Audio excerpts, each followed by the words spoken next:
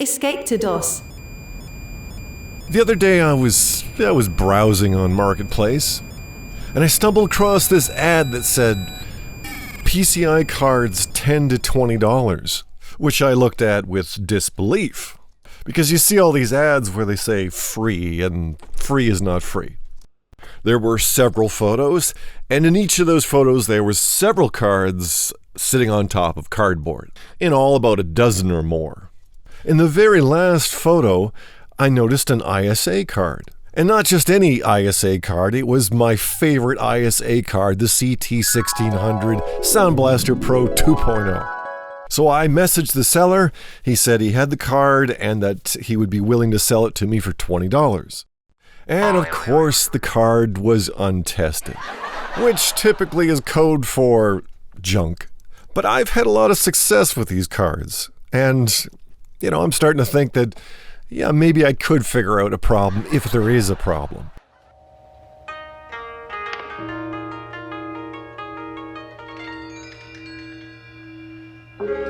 I love Kung Fu. So I scheduled a time to meet him, and hours before that I got a message saying I can't find the card anymore. Would you be interested in some other ISA cards I have? Which immediately sounds like a scam. Well, there was a Jazz 16 card in there, and I said, well, if you can find the Sound Blaster Pro card, then I'll take the Jazz card as well. It was an ISA card. But then I realized he had other ads listed, and I'd already seen one of them. And in one of those ads, he had a $50 Trident 8900D without a bracket. And to hell with the Jazz 16, that's the card I want. But now I knew that all of these cards were untested. But, it seemed kind of scammy, so I just sort of forgot about it and got on with my life. Well, a week later, he says, I found the Sound Blaster card, come and get it. And while I was there, I asked him about that Trident card, and we negotiated a deal for both cards for $40. And if you followed the asking price for these cards for the last 10 years, they're anywhere between $100 to $300 or sometimes even more. But we all know there's a big difference between the asking price and what they actually end up getting. And I don't really have money to gamble, but I couldn't help it.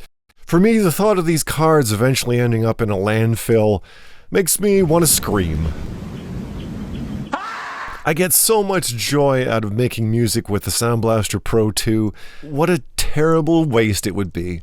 So I return back to the Beige Planet and head to test the cards immediately. And as you saw, the Trident card didn't come with a bracket, so I needed to make one.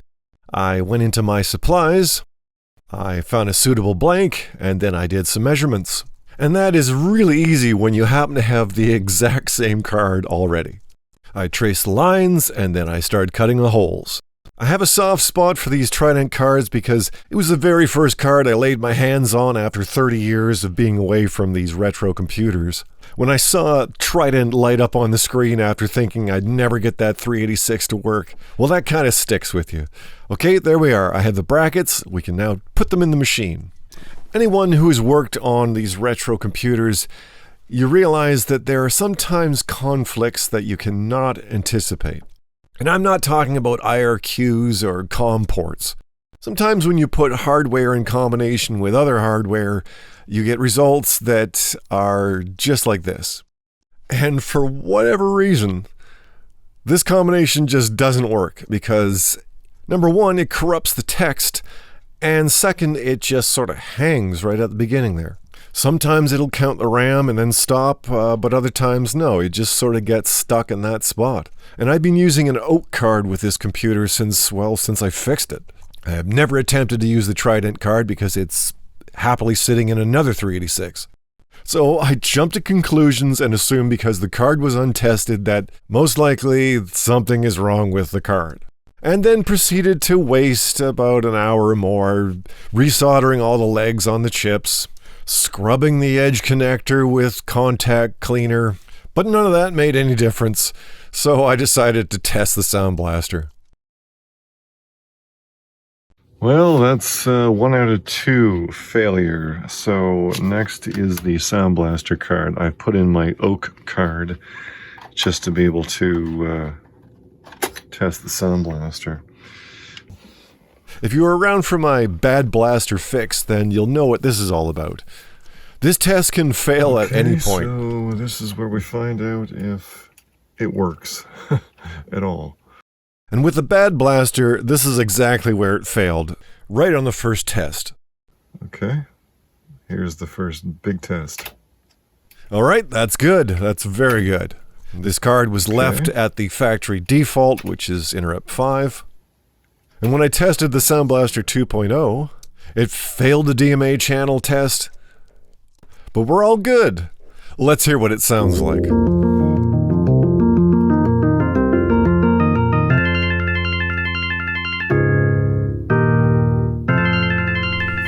Sounds just as good as it did 33 years ago. 4-operator music.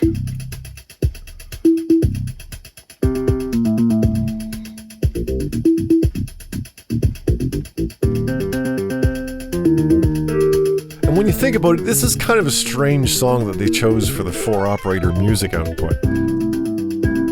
But regardless, I've heard that song so many times, and to me that sounds perfect.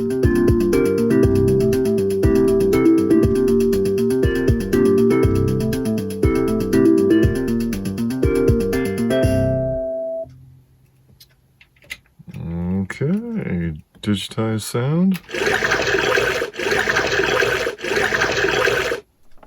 Yeah, that sounds crystal clear. I think we got a good card.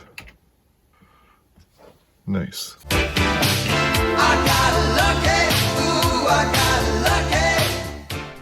That card is in perfect condition. The capacitors don't look bulged. The volume control isn't scratchy. Seems to be really well preserved. So what is wrong with the Trident card? I touched up all the solder joints, there was nothing obvious. Alright, so this is what the computer does, the Unichip 386 board. This is what it does without a CF card installed. Works just fine. It does everything it's supposed to. So I will use the first of the 1 gigabyte. I have 2 of them. I'm going to put that in. Hit start. And immediately you can see the text is corrupted and the flashing cursor up here. Let's try another 1 gigabyte card. And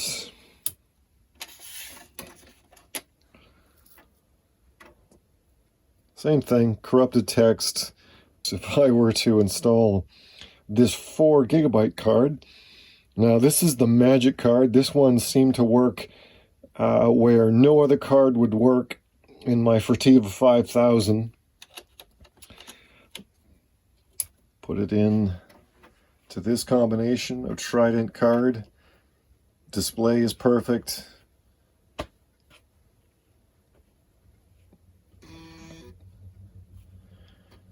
Boots directly into Windows 95.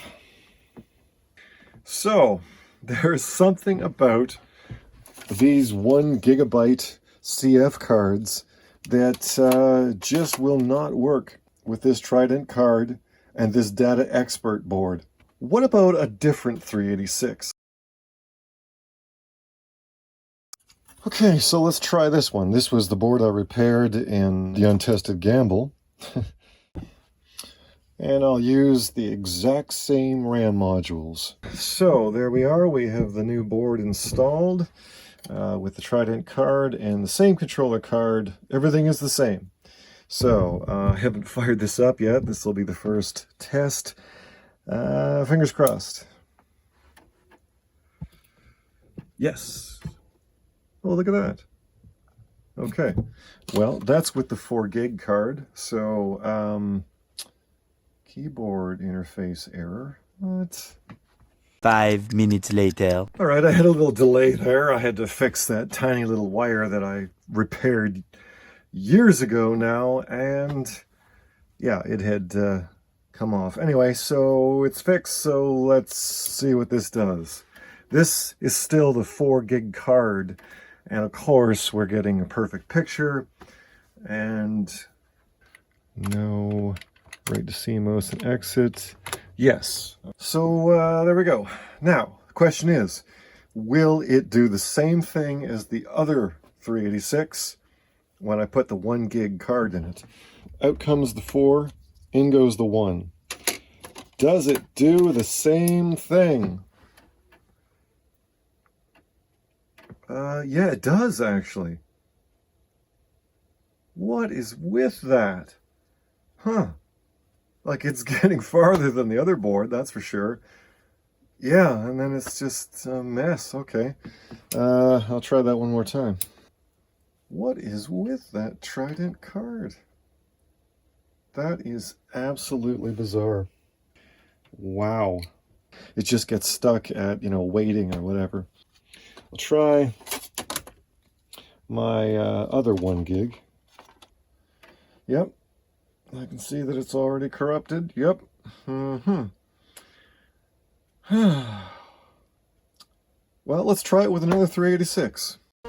Hell yeah! So this is the 386 that I make all of my music with typically, and this one was kind of to recreate the 386 that I had back in 1993.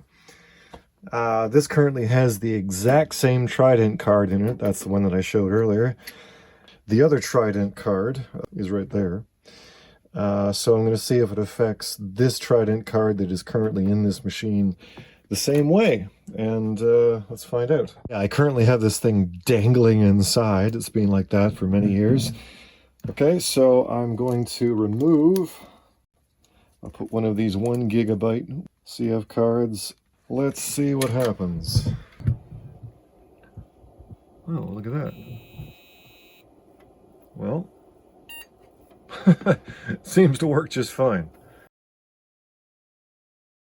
So something about those two 386s and a combination of this 1 gigabyte. Okay, all right, before I shoot my mouth off, I'm going to change the Trident card that's currently in here and see. Here is the card that I purchased. Okay, very good. Let's fire it up and see if we have corruption on the screen. And we do not. Isn't that something? So, yeah, I don't get it. I really don't understand that. But that's what you deal with retro computers. Very peculiar compatibility issues, and this is one of them. This might be the issue. Now, when I first got this card, I had a problem with, I don't know what it was I was trying to get it to work with, and yeah, he was giving me some grief, so otherwise it's been fine. So I'm going to try it on this board, and yeah, let's give this one a go and see if that makes a difference. All right, there we go. And what does it do?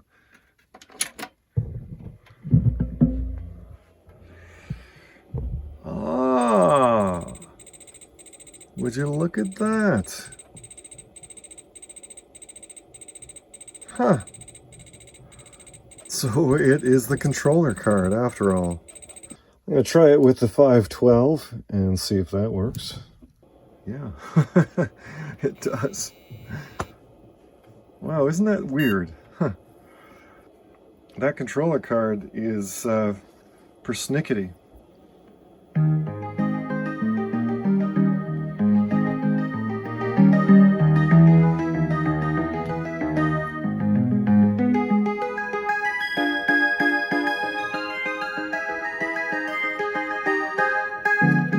So the difference between the two cards, on this card, the output capacitors are located right there.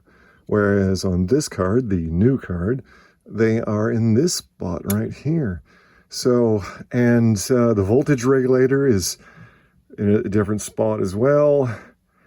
Yeah, I wonder why they did that. Really no difference other than that, because it looks to be the same components. Anyway, let's make sure I put in the right card. Okay, this is the original card for this machine, and this is the new card. I'll put that in right now. That card is now in there. I even screwed it in because I think I'm going to leave it in this machine. assuming it works as it's supposed to. And yep.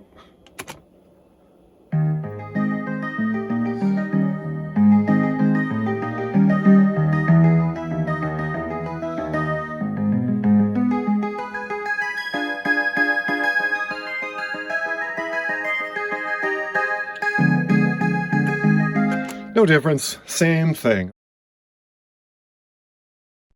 After running several different tests, the conclusion is this: these three items, put in combination, do not work. And if this had been 1993, well, okay, first off, I wouldn't be using a CF card. But this kind of problem would have driven me over the wall. I had one 386, one video card, and one controller card. And one Sound Blaster Pro. So there was no just grabbing another card out of a box and comparing. No. I was stuck with what I had at the time. And if things were incompatible, they were thoroughly frustrating and they were very disappointing. So that's why returning to this retro tech gave us the hope to be able to, right the wrongs or find components that you couldn't afford or couldn't even find back in the early 90s. I'm just lucky that I struck the iron while it was still hot. I found a bunch of items on eBay and locally that, well, they weren't priced the way they are now. That gives me the ability to mix and match and try things I never could have. I keep learning new things about this old hardware. Like this, for instance. This card is a bit of an anomaly. When I searched online trying to find information about this particular board revision, the DOS Days information unfortunately neglects to mention my card, which is the 79337. But when I look online, I can find plenty of 89414s, all with the same horizontal output capacitors. And it looks to me like the 79 revision is very similar to the 89 revision. At that point, Creative Labs probably had enough money rolling in that they could afford to put a little extra copper on these cards, which that seems to be an improvement. I knew something looked a little different about the card when I saw it in the listing, and it's definitely a genuine Sound Blaster. Is it rare? Was the 79337 a particularly short run compared to these earlier cards? Even though it is still marked 1992. Of course, I don't personally own an 89414 card, but I've got plenty of them now. I'll just let this one be a stand-in for the later cards. I've loved synthesizer music since, well, the 70s and the 80s. And there's a peculiar, fuzzy, kind of gritty sound that comes out of these cards that I absolutely love. Like I mentioned in a previous video, these cards could all be sitting in the landfill somewhere, or shipped off to Asia to be heated up and have all the components bashed off them. The hypothetical value of these things has gone through the roof on eBay. I think mainly it's nostalgia that is driving the price up. For those of us that see a beauty in this antique technology, even with its quirks and conundrums, finding any of this old hardware in working condition, and for a reasonable price, well, it takes a lot of searching and, sometimes you get lucky.